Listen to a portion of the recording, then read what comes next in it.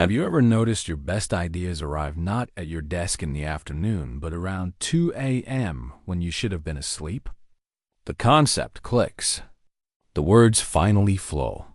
The solution you were forcing all day shows up effortlessly in the dark. Psychology says there are very specific reasons why creativity peaks at exactly the hours most people are supposed to be unconscious. Let's talk about why you feel more creative at 2 a.m. Number 1. Your mental guards are finally down. During the day, the prefrontal cortex runs at full capacity, filtering ideas, editing before you create, monitoring every thought. But late at night, as fatigue sets in, that filter weakens. The inner critic gets quieter. And creativity, which was always there, finally gets room to move without being immediately dismissed. Number 2. The silence removes all competition for attention. Creativity requires the brain to make unexpected connections. But during the day, it is constantly interrupted by notifications, obligations, and background noise. At 2 a.m., all of that disappears.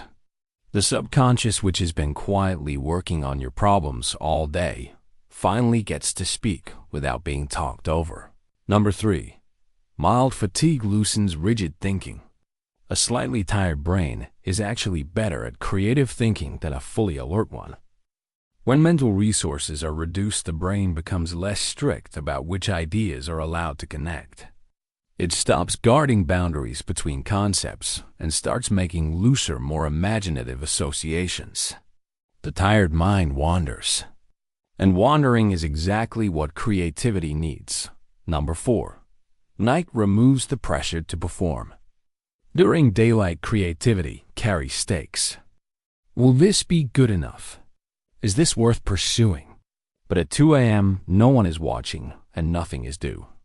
Without the weight of judgment, the brain creates more freely, not for approval, but for the pure satisfaction of following an idea wherever it wants to go. Number 5. You are a different version of yourself at night. The roles, the responsibilities, the performance of being a functional person, all of that fades after midnight. What remains is something closer to your unedited self. And the unedited self is almost always more creative than the one trying to meet the world's expectations before noon. So the ideas that arrive at 2 a.m. are not accidents. They are the product of a brain that finally has the quiet, the freedom, and the loosened filters it needed all along. The creativity was always there. The day just kept getting in the way. The real challenge is not finding more 2 a.m. moments. It is learning to give your brain the same conditions without waiting until everyone else is asleep. Understanding the unexpected moments when your mind works best is what keeps you curious.